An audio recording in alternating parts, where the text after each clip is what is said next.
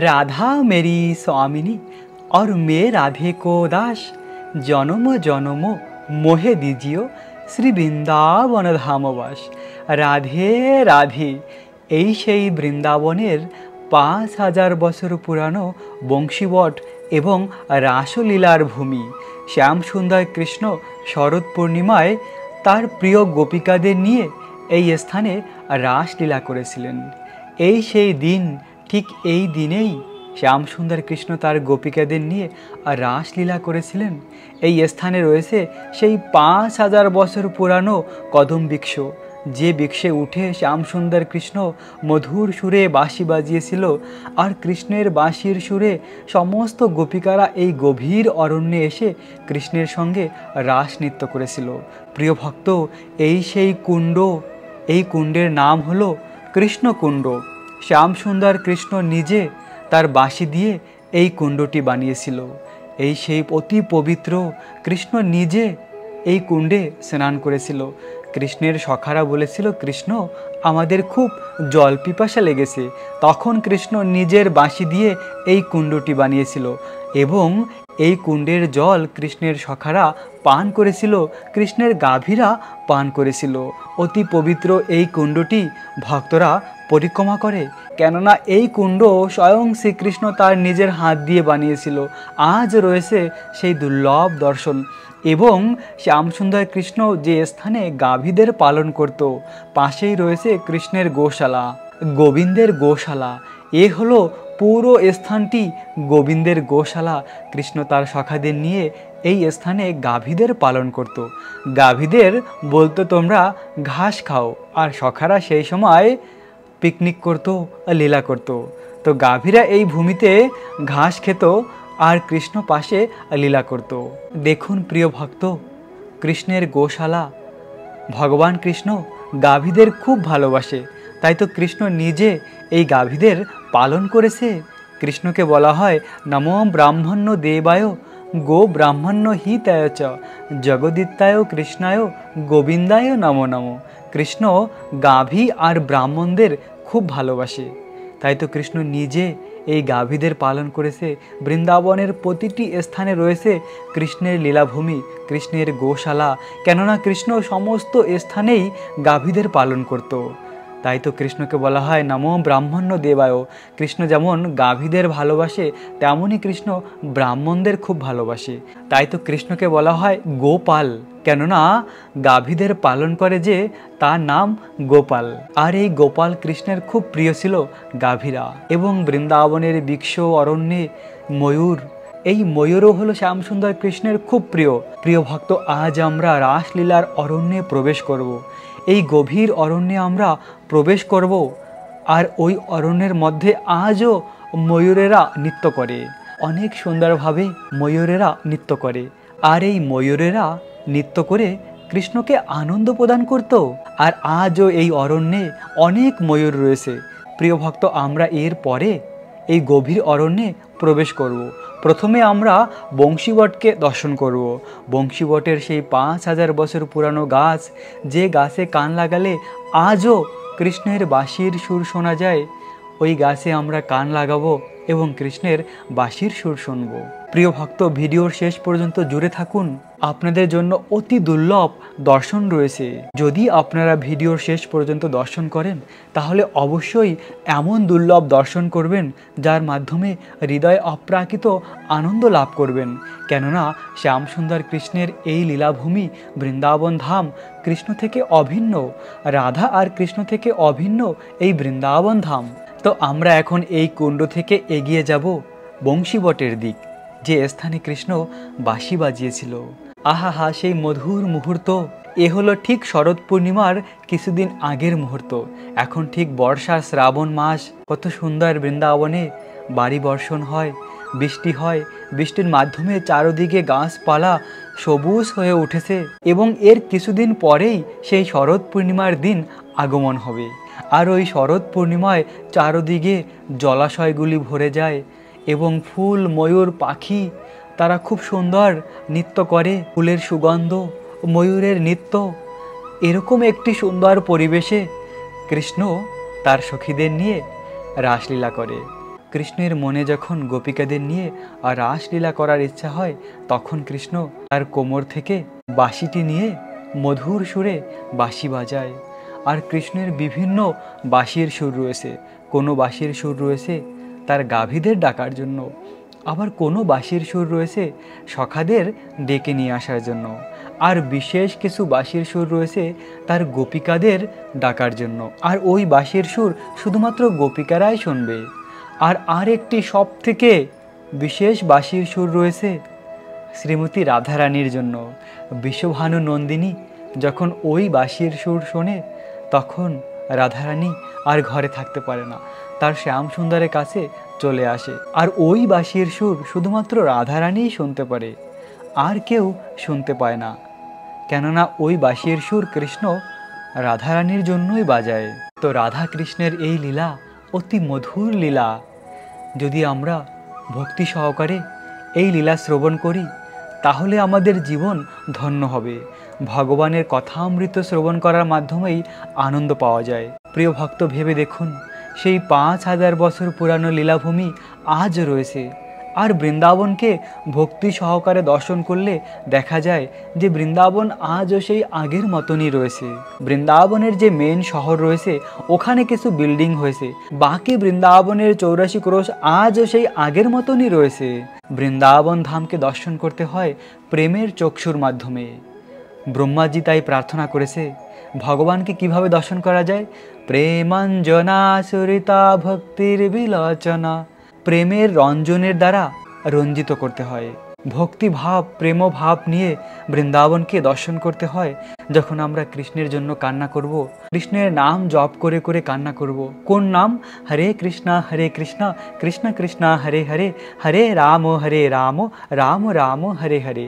এই মহামন্ত্র হলো রাধা আর কৃষ্ণ থেকে অভিন্ন গোলক বৃন্দাবনের প্রেমধন এই মহামন্ত্র। এই কৃষ্ণ নাম জপ করে করে যখন আমরা কান্না করব কৃষ্ণের জন্য, তখন আমাদের এই চক্ষু প্রেমের রঞ্জনে রঞ্জিত হবে, আর ওই চোখ দিয়ে বৃন্দাবনকে দর্শন করা যায়। প্রিয় ভক্ত, আমরা এসে পৌঁছেছি সেই দুর্লভ স্থানে। এই সেই 5000 বছর পুরানো বংশীবট, এই সেই দুর্লভ বৃক্ষ, কদম বৃক্ষ। এই স্থানেই শ্যামসুন্দর কৃষ্ণ বাঁশি বাজিয়েছিল। এই গাছে উঠে কৃষ্ণ বাঁশি বাজিয়েছিল। ওই দূরে রয়েছে সেই দুর্লভ গাছ। আজও এই গাছে ভক্তি সহকারে কান লাগালে কৃষ্ণের বাঁশির সুর শোনা যায়। এবং পাশে যে অরণ্য রয়েছে, ওই অরণ্যে গোপিকাদের নূপুরের আওয়াজ শোনা যায়। প্রিয় ভক্ত, আমরা এসে পৌঁছেছি সেই দুর্লভ স্থানে। এই সেই গাছটি এখনো বেঁচে আছে, চিন্ময়ত্ব প্রাপ্ত করেছে এই গাছ, কেননা কৃষ্ণের স্পর্শ লাভ করেছে। প্রিয় ভক্ত, এখন খুব ভোরবেলা, আর এই সময় একটি ভক্ত এই স্থানে আসে না, কেননা ভিডিও বানানোর জন্য এই সকালবেলাই উত্তম সময়ে। এই সময় কেউ থাকে না, তাই এই সময় এই স্থানে এসে লীলা কথা বলা যায়। বাকি যখন দিনের বেলা হয়ে যায়, তখন অনেক ভক্ত থাকে, বিভিন্ন রকমের আওয়াজ হয়, তো তখন ঠিক লীলাকে সুন্দরভাবে বলা যায় না। আর যদি বিভিন্ন রকমের শব্দ আসে, তাহলে এই লীলা কথা শুনে আপনারা আনন্দ পাবেন না। তাই এই খুব সকালবেলা আমি ভিডিও বানাই। দেখুন, এখনও সূর্যের আলো আসেনি, তাই এখনও অনেকটা অন্ধকার রয়েছে। ভেবে দেখুন প্রিয় ভক্ত, কত দুর্লভ স্থান। আপনারা সকলে মনসে ঘরে বসে আমার সঙ্গে এই দিব্য বৃক্ষটির পরিক্রমা করুন। আমি এখন 3 বার এই গাছটিকে পরিক্রমা করব। ও রাধে রাধে রাধে গোবিন্দ রাধে, রাধে রাধে রাধে গোবিন্দ রাধে, গোবিন্দ রাধে গোপাল রাধে, গোবিন্দ রাধে গোপাল রাধে। বলা হয় বৃন্দাবনের মতন বন নেই, নন্দগ্রামের মতন গ্রাম নেই, আর এই বংশী বটের মতন আর কোনো বট নেই, আর কৃষ্ণ নামের মতন মধুর আর নাম নেই। প্রিয় ভক্ত, এই বংশী বটের মতন পবিত্র আর কোনো বট নেই এই সংসারে, কেননা এই বটটি এত সুন্দর, এত পবিত্র। শ্যামসুন্দর কৃষ্ণ নিজে এই স্থানে বাঁশি বাজিয়েছিল, আর আজও এই স্থানে কান লাগালে কৃষ্ণের বাঁশির সুর শোনা যায়। চলুন প্রিয় ভক্ত, আমরা এই গাছে কান লাগিয়ে দেখব, কৃষ্ণের বাঁশির সুর শুনব। এই গাছেই ভগবান কৃষ্ণ বাঁশি বাজিয়েছিল, এই গাছে উঠে কৃষ্ণ বাঁশি বাজিয়েছিল। আর কৃষ্ণের সেই মধুর বাঁশির সুর শুনে সমস্ত গোপিকারা এই স্থানে কৃষ্ণর কাছে চলে এসেছিল এবং সেই শরৎ পূর্ণিমায় কৃষ্ণ গোপিকাদের নিয়ে রাসলীলা করেছিল। দেখুন, এই সেই দিব্য গাছ, এখনও এই গাছে কান লাগালে কৃষ্ণের বাঁশির সুর শোনা যায়। কেননা ভগবান কৃষ্ণ যে সমস্ত বস্তুকে টাচ করেছিল সে সমস্ত চিন্ময়ত্ব প্রাপ্ত হয়েছে। তো এই গাছটি যেহেতু ভগবান কৃষ্ণ এই গাছে উঠে তিনি বাঁশি বাজিয়েছিল, তাই এই গাছটি চিন্ময়ত্ব প্রাপ্ত করেছে। চলুন আমরাও এই গাছে কান লাগিয়ে দেখি, ভগবান কৃষ্ণের বাঁশির সুর শুনি আমরাও।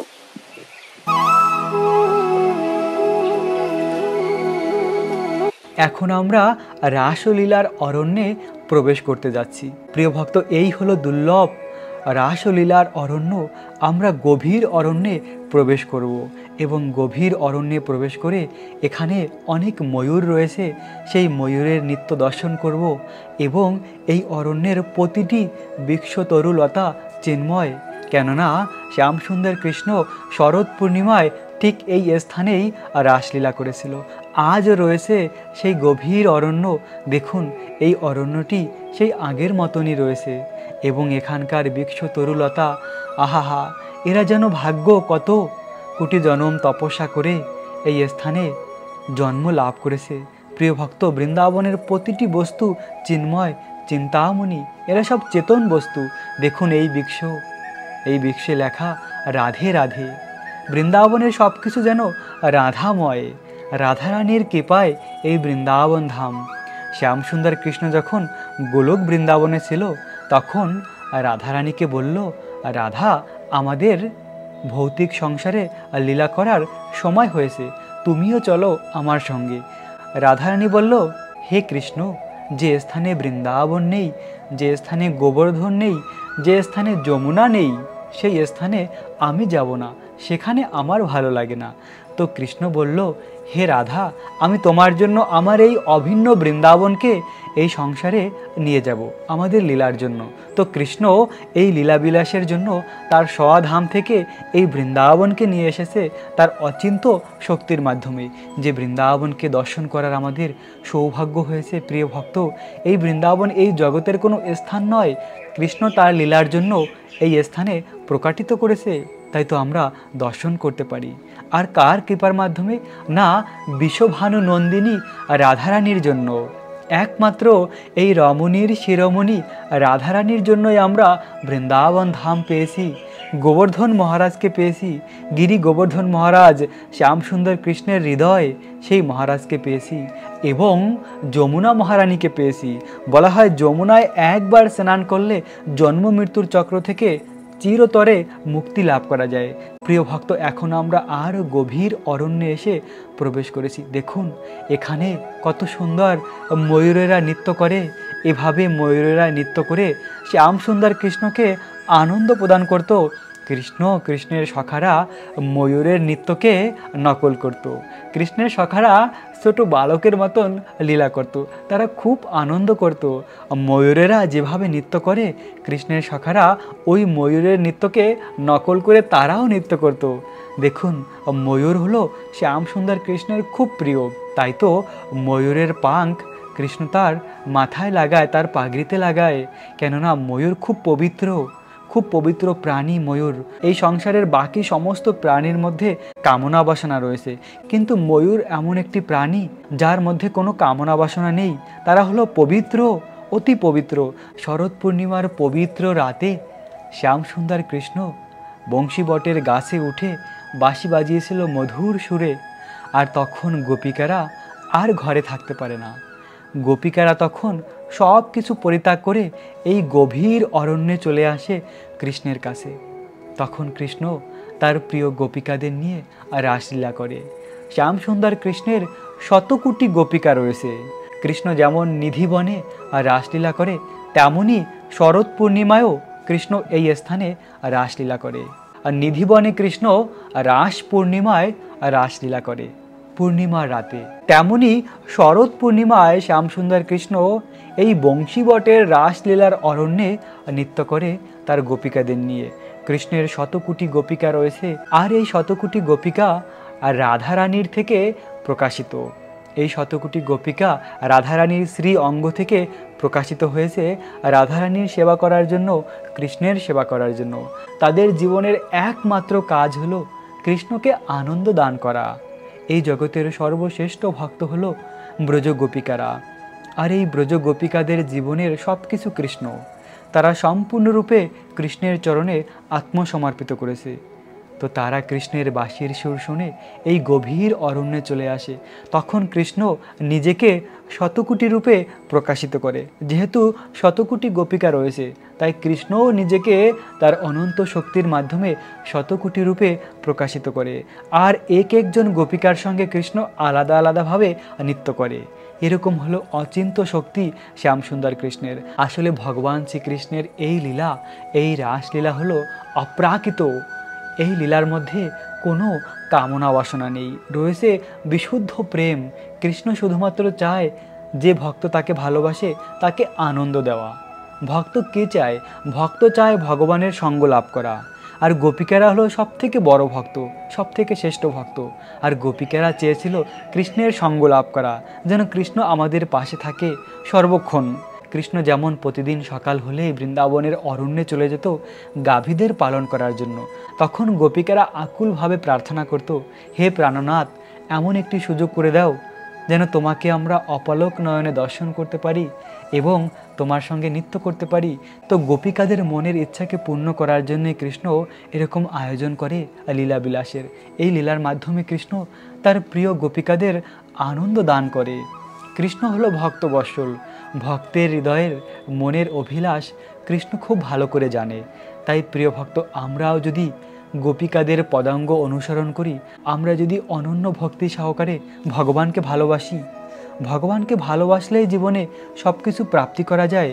এই জীবনের একমাত্র সার্থকতা কৃষ্ণকে ভালোবাসা, কৃষ্ণের চরণে আত্মসমর্পণ করা। সর্বধর্মান পরিত্যাজ্য মামেকম শরণং ব্রজ। সব কিছু পরিত্যাগ করে কৃষ্ণের চরণে আত্মসমর্পণ করা, কৃষ্ণকে ভালোবাসা, এটাই হলো জীবনের পরম সার্থকতা। কেননা আমাদের এই জীবনটি অনিত্য। এই অনিত্য জীবন কিছুদিন রয়েছে, তারপরে আবার শেষ হয়ে যাবে। এই জীবনটি নিত্য নয়, আমরা সবাই মৃত্যুবরণ করব। তাই এই সুযোগে আমরা ভগবানের ভক্তি করতে পারি। ভগবানের ভক্তির মাধ্যমেই আমরা চিন্ময় শরীর প্রাপ্ত হব। যে ধাম ভগবানের নিত্যধাম, সেখানে শুধুমাত্র ভক্তির মাধ্যমে যাওয়া যায়। তাই তো প্রিয় ভক্ত, জীবনের একটি মুহূর্ত নষ্ট না করে ভগবানকে ভালোবাসুন, ভগবানের দিব্য নাম জপ করুন, হরে কৃষ্ণ মহামন্ত্র জপ করুন। এই বৃন্দাবন ধামকে ভালোবাসুন। বৃন্দাবনের প্রতিটি লীলাভূমি অতি পবিত্র, চিন্ময়। ভগবান শ্রীকৃষ্ণের এই অপ্রাকৃত রাসলীলার অরণ্যে অনেক ভক্তরা ইতিমধ্যেই প্রবেশ করেছে এবং তাদের সঙ্গে অনেক দিব্য ঘটনা হয়েছে। ভগবানের এক অনন্য ভক্ত শ্যামানন্দ প্রভু, শ্যামানন্দ প্রভু বৃন্দাবনের রাসলীলার নিধিবনে ঝাড়ু সেবা করতেন। প্রতিদিন রাসলীলার অরণ্যকে সুন্দরভাবে ঝাড়ু দিয়ে পরিষ্কার করতেন। আর রাতে ওই স্থানে রাধাকৃষ্ণের রাসলীলা হতো। এত সেবা করেছেন শ্যামানন্দ প্রভু। একদিন রাধারানী চিন্তা করলো, এই ভক্তকে আমাকে দর্শন দিতে হবে। তো রাধারানী একদিন তার পায়ের নুপুর রেখে গিয়েছিল বৃন্দাবনের নিধিবনে। আর যখন সকালবেলা শ্যামানন্দ প্রভু ঝাড়ু সেবা করার জন্য এসেছিলেন, তখন তিনি রাধারানীর পায়ের নুপুর পেয়েছিলেন। অপ্রাকৃত সেই নুপুর পেয়ে তার বক্ষস্থলে ধারণ করে রেখেছেন। আর তখন ললিতা বিশাখা সখী রাধারানীকে বলল, হে রাধা, তোমার পায়ের নুপুর কোথায়? তো রাধারানী বলল, আমি রাতে যখন রাসলীলার অরণ্যে গিয়েছি, তখন আমার পায়ে নুপুর ছিল, হয়তোবা রাসলীলার অরণ্যেই আমার নুপুর পড়েছে। তো তখন ললিতা সখী আর বিশাখা সখী ওই নুপুর খোঁজার জন্য এসেছে। আর এসে দেখতে পায় যে শ্যামানন্দ প্রভুর কাছে ওই নুপুর রয়েছে। তো তখন ললিতা বিশাখা সখী বলল, এই নুপুর আমাদের সখীর, এই নুপুর দিয়ে দাও। তো শ্যামানন্দ প্রভু বলল, তোমাদের যে সখীর নুপুর আমি কি করে বুঝবো? যার নুপুর তাকে নিয়ে আসো। যদি আমি দেখতে পাই একটি নুপুর তার পায়ে রয়েছে ঠিক এই নুপুরের মতন, তাহলে আমি তাকে সেই নূপুরটি দেব। তো কোনোভাবেই শ্যামানন্দ প্রভু মানছে না। অবশেষে রাধারানীর কাছে গিয়ে বলল, আর রাধারানীর তো মনের ইচ্ছা ছিল শ্যামানন্দ প্রভুকে দর্শন দেওয়া। তো রাধারানী বলল, চলো আমি যাব তার কাছে। তো তখন রাধারানী এসে শ্যামানন্দ প্রভুর সামনে আসলো, আর শ্যামানন্দ প্রভু দর্শন করলো রাধারানীকে। বিশ্বভানু নন্দিনীর অপরূপ সুন্দর সেই মুখমণ্ডলকে দর্শন করেছিল শ্যামানন্দ প্রভু। তখন রাধারানীর শ্রী চরণ কমলে শ্যামানন্দ প্রভু তার নিজের হাতে নূপুর পরিয়ে দিয়েছে। আর রাধারানী কৃপা করে শ্যামানন্দ প্রভুকে তার নূপুর দিয়ে কপালে তিলক বানিয়ে দিয়েছে। রাধারানীর পায়ে এক ধরনের আলতা থাকে, ওই আলতা দিয়ে শ্যামানন্দ প্রভুর কপালে তিলক করে দিয়েছিল। এরকম অপ্রাকৃত লীলা হয়েছিল শ্যামানন্দ প্রভুর সঙ্গে। শ্যামানন্দ প্রভু নূপুর পেয়েছিল পবিত্র নিধিবনে। এবং এর আগে একটি ভিডিওতে বলেছিলাম যে কাশ্মীরের সেই মেয়েটির কথা। কাশ্মীরের একটি মেয়ে ছিল যার নাম ছিল রাধা, আর ওই মেয়েটিও ছিল ভগবানের শুদ্ধ ভক্ত। ওই মেয়েটি একদিন নিধিবনে প্রবেশ করেছিল, আর নিধিবনে প্রবেশ করে রাতে ওই স্থানে ছিল। আর ওই মেয়েটি শ্যামসুন্দর কৃষ্ণকে দর্শন করেছিল আর নিধিবনে। ওই রাধা নামের মেয়েটিও খুব ভাগ্যবান, কেননা ভগবানের অন্তরঙ্গা লীলাকে দর্শন করেছিল আর ভগবানের বিশেষ কৃপা লাভ করেছিল। প্রিয় ভক্ত, দেখুন এই সেই শরৎ পূর্ণিমার রাসলীলার ভূমি আজও রয়েছে। আহাহা, দেখলেই মন যেন আনন্দ ভরে যায়। এরকম আমরাও যারা ভগবানের ভক্তি করি, আমাদেরও বিশেষ সুযোগ রয়েছে এই ভক্তির মাধ্যমে হৃদয়কে সম্পূর্ণ পবিত্র করা, কাম, ক্রোধ, লোভ, মদ, মাৎসর্য এই সমস্ত কিছু পরিত্যাগ করা। কিভাবে হবে না, হরিনাম জপ করার মাধ্যমে। এই কৃষ্ণ নাম জপ করতে করতে হৃদয় পবিত্র হবে। সম্পূর্ণ যখন আমরা পবিত্র হয়ে যাব, তখন আমরা ভগবানের নিত্যধাম প্রবেশ করতে পারব। যখন পর্যন্ত আমরা সম্পূর্ণ পবিত্র না হব, আমরা ভগবানের কাছে যেতে পারবো না, কেননা ভগবানের ধামে এই কাম, ক্রোধ নেই। যদি আমাদের হৃদয়ে বিন্দুমাত্র কামনা বাসনা থাকে এই সংসারের কোনো বস্তুর প্রতি, তাহলে আমরা কৃষ্ণের কাছে ফিরে যেতে পারবো না। তাই তো কৃষ্ণ বারবার আসে বিভিন্ন রূপে আমাদেরকে তার ধামে ফিরিয়ে নিয়ে যাওয়ার জন্য। এর প্রমাণ কি আছে যে কৃষ্ণ আমাদের তার ধামে ফিরিয়ে নিয়ে যাওয়ার জন্য সবসময় চেষ্টা করে। ভগবান কৃষ্ণ নিজে প্রকাটিত হয় বিভিন্ন রূপে, এবং এই কলিযুগেও ভগবান কৃষ্ণ ভক্তরূপে প্রকাটিত হয়েছে, চৈতন্য মহাপ্রভু রূপে। আর তিনি সেই গোলক বৃন্দাবনের প্রেমধন নিয়ে এসেছে আমাদের সকলের জন্য। কিন্তু এই সংসারে এমনও কোনো লোক রয়েছে যে ভগবানের এই দুর্লভ প্রেমকে গ্রহণ করে না, এই সংসারের অনিত্য সুখের প্রতি লিপ্ত হয়ে আছে।